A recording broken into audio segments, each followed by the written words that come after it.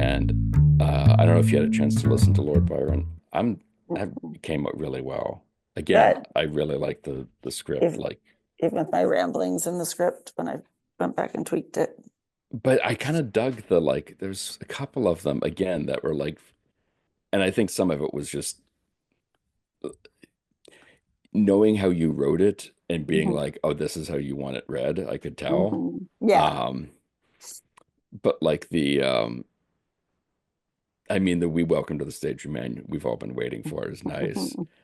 And then, I did fall back in love with it when because I was kind of over him when I still love Percy because I right, think I am like I'm the also ran girl, as we know. My Andrew Ridgely is right. but Spirit British musician. yes, like um, but I do love Byron again, What was the but other I one? fixed him. What was oh, I it's the guess, stuff about the poets keeping it in the family, the trust oh fund my God, college yeah, boy. well, he was. Um, and then I did throw in one line about the fact that he came from a long line of people with incredibly cool nicknames. Right? What was like Mad Jack and Yes, they Grandpa were all was, like pirates. Wicked yeah, Byron. I was gonna have it seemed like he came from a pirate, but it wasn't working. That was in there originally because it was confusing because it seemed like he was a pirate even with his like club foot. right. But it Oh, this was the one. Uh, of course, that also meant he needed to change things, so he decided, hey, let's make the worst possible decision of all and get married to someone horrifically dull. yeah, like yes, I don't. There was a line of his, and it didn't fit in the script. I think it's at the very bottom of because I was cropping things at the bottom just to Hmm. have them to reference. Oh yeah. And there's a quote of his that I loved so much. There was nowhere for it to fit. What was it? It was something about like how at like 4 a.m. it's both night and day. Mm. I gotta look it back up, but it was so good. I'm like, oh, I love Good that. night, or rather morning. It is four, and the dawn gleams over the Grand Canal and unshadows the Rialto. Yes, I Is love that it. it? Yeah, and it's so simple, but it's like, you know what? It could be night, it could be day. And it's just simple. And I love that it's the Rialto. Although I also do love this, just because there's nothing under the sun doesn't mean that adventurous souls should not be over the moon. Yes, Tomorrow to fresh beds and battles new. I mean, that right? is the ultimate It's Byron just right. I liked Bion. Isn't It Byronic? I thought Yeah. you'd like that. I was like, I kind of like my titles. Yes. Did you Um, did you listen to it yet? no, I haven't had a Okay. chance. I All will. right. I I'm I excited I too. threw some stuff in there Good, musically as well to good. Yeah, I um like our little foursome. but like as we're going through all of his, I can't remember where it was in the script, but I'm like, we have to play Just Can't Get Enough. As Yes, it's like because he's it dating this person and was this person and this person. that's Like, perfect. Especially uh, because our song, though it is perfect for him, is kind of a deeper cut, even hmm more so than our Love Spit Love, because I feel like we've talked about that one so much. It's now like in the lexicon. right.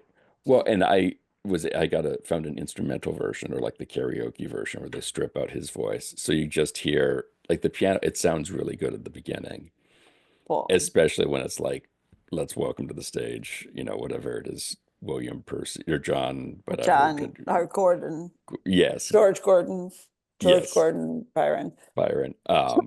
But like that, and then the piano comes in and the swell, it works very nicely. Perfect. Yes, I will listen to that as I go to So, sleep. um, yeah, so it's all coming together. It's good. So we Yeah. got those two folks. I feel like now the way you've done the past, I'm like, I need to find a way to work in the blame it all on luck or something like that. Like, I know. but Let's see. We'll figure it out. You will. I mean, given Just- her, I mean, we talked about before, like her just like everybody remembers Byron and Shelley as he's like the ladies' man, man's man, man about Mhm. town, and lady and Caroline is just like that chick's crazy. That's just fucking nuts. Ish, please. Right? Um, because that's really is the whole takeaway from the whole thing is like Lady Lady Lamb be tripping Right. and I mean, she just got wrapped right into that. But that's not what's you got Byron over here who's having an affair with his half sister, marries this chick, and then names his daughter right after his sister. And I was like, dude. oh yeah, there's like we should be saving this all for the after I show, but know. Are we like recording it? we are, yeah. This Put it is in. like there's being sly about it, and then there's like spray painting it and putting a flashing hat on Well, it. right. I Like, mean, dude, subtlety.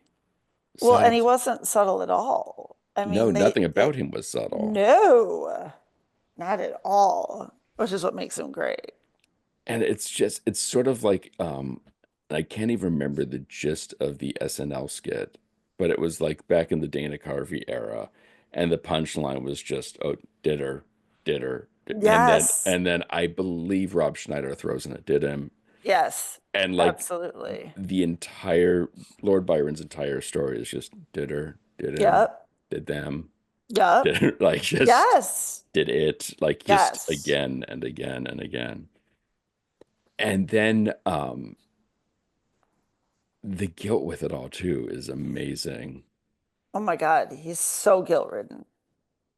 But which yet I love it, but yet in all the different like accounts, like everything I was reading, it's like this whole balance because he totally truly got off on it. Like he was so like, yeah, oh yeah, but he also was like so guilt ridden by it. So it was like simultaneously both of these emotions at all times. right. And he must have been in some cosplay. I mean, he is living cosplay. Like with him and the maid reciting Bible verses. Yes. And I just imagine them like running naked around through the Yes. house. Like Well, and all that's of his like, I mean, look at his that famous, the most famous portrait of him where he's like so smoking hot with his little hmm mustachio. I mean, that is hilarious with his like Turkish robes and his bagpipes. I'm like, what is that? You're like Scottish and Turkish all at once. because you know when he was posing for that. I'm assuming he posed for it. Of course he did. He was like, because what was the painter's name? Thomas something. Yeah. You know he was like, Tom, I'm gonna go get my bagpipes. And he's like, George, I really don't think we need bagpipes. That's what this needs. You know he was. Can I Well, get and a the can I bring a squirrel in? No, it's too much. yes, of You're no. course. Oh my Squirrel God, I kills it. forgot the most important part. Damn it, I forgot something. We're gonna have to What? talk about this in the after show because it's a Okay. really big deal, but there wasn't a place for it. Fuck. I'm actually very upset about this. He not into bestiality, but he had a bestiary at the Okay. manor house. So he was so into it. He had Ooh. a pet bear.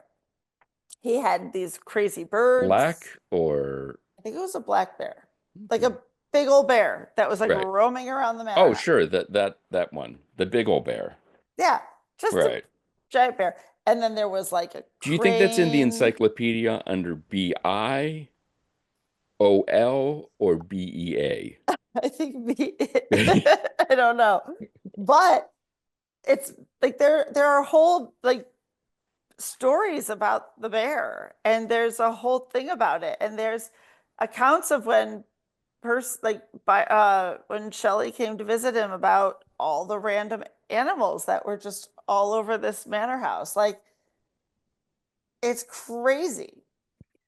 It reminds me, Plimpton wrote a piece about going to uh, the Playboy Mansion for a party in the This 80s. is yes.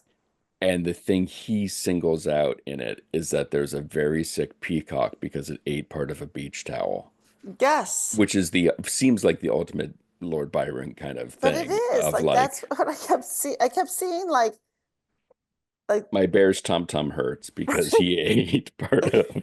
it feels very like there are things about it that feel very Playboy Mansion meets Saltburn Mm, meets there's a lot of stuff in there. And the other thing that was really interesting, which I didn't put in there, is that there's also all these accounts of, so he definitely had all these relationships with men and women, Hmm. but in all of them, they're very specific that they talk about like most of his relationships with men, the men were young, significantly younger than him, not like creepy younger, like Hmm. when he was in school that was they were grades younger than him. Okay. So it may have been, underage, but Not he Woody was Allen, but no, like but he was probably underclassmen, upperclassmen type thing. correct. Okay. But they were younger in that respect, but also they were always very like passionate and fiery, but really violent, like very violent. And they were never like long term, like he was very much more in love with women. Like, so they'll say like he was bisexual, but it was really more, I would say he was more sexually fluid and like attracted to like the pleasure of hooking up with men, but not like Hmm. into men and not like in love with men and women kind of thing, like not It's relationship. it's interesting because when you say that, the whole thing about the one uh classmate that he was, and the way you describe it, even like it sounds like they break up to make up. And like that was Right. just his whole thing of like, all Yes. right, And they here we just kind of go. like they like get off on it. And Right. then This is going to that's ruin somebody's weekend, but right. they're doing their thing.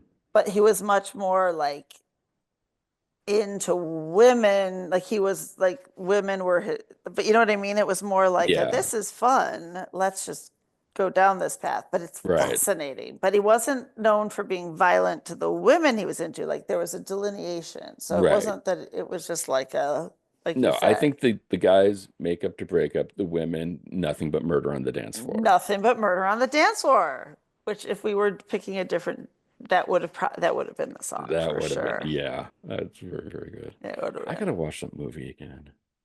I love that song. I love that scene. That is my favorite scene of the movie, I will say. It's so well done and It so like is. out of nowhere in the best way possible. But then at Mhm. the end, you're like, but it all makes sense. Like Right. she's good at endings, I feel like. She is. And she's got some good music choices. Like when she brought Stars Are Blind out in Promising Young Woman, Mm, because one, you know, I loved Stars Are Blind when it first came out. So mm. Um, yeah, I gotta watch that again. I love that movie. That movie is superior to me, but Oh yeah, no, Saltburn feels minor compared to that, hmm which is weird because it's a bigger palette and hmm more of everything. But hmm I wonder what she's up to next.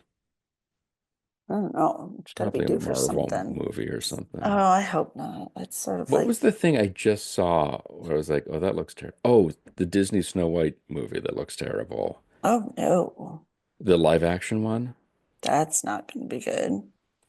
but it's written by Greta Gerwig, which I'm like, okay, I'll Mm, hear you out. okay, yes. Like, I mean, never mind Barbie.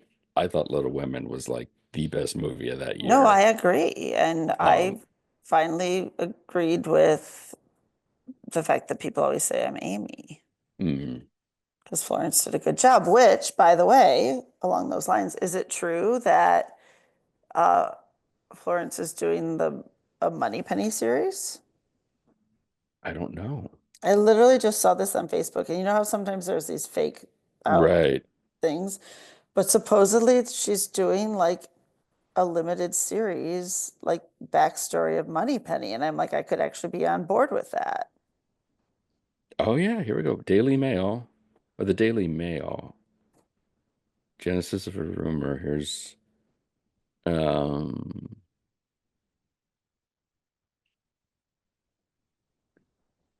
earlier this week, Trade Public. So this is MI6 HQ, which is like the big Bond Mhm. news publication Variety, struggling to get anyone official on the record, reached out to tangential industry players for their take on the situation. So they reached out to somebody from Roth Capital Partners who said you can really reimagine the series. Now, Amazon can maybe stay on a linear track with the films, but maybe they create a streaming series about money, apparently, or tell an origin story about Q. It's all possible. that was enough for The Sun to take it one step further and claim The Moneypenny Diaries has already been greenlit by Amazon and will star Florence Pugh in the title role. Later, to confuse the situation, The Moneypenny Diaries was a literary trilogy released from 2005 to 2008 and is owned by Ian Fleming Productions, not Eon. And then it says, but don't let the facts get in the way of a good story. And then the bottom, please, nobody tell these outlets that Moneypenny was M's secretary, not Bond's. Mhm. Right. I know.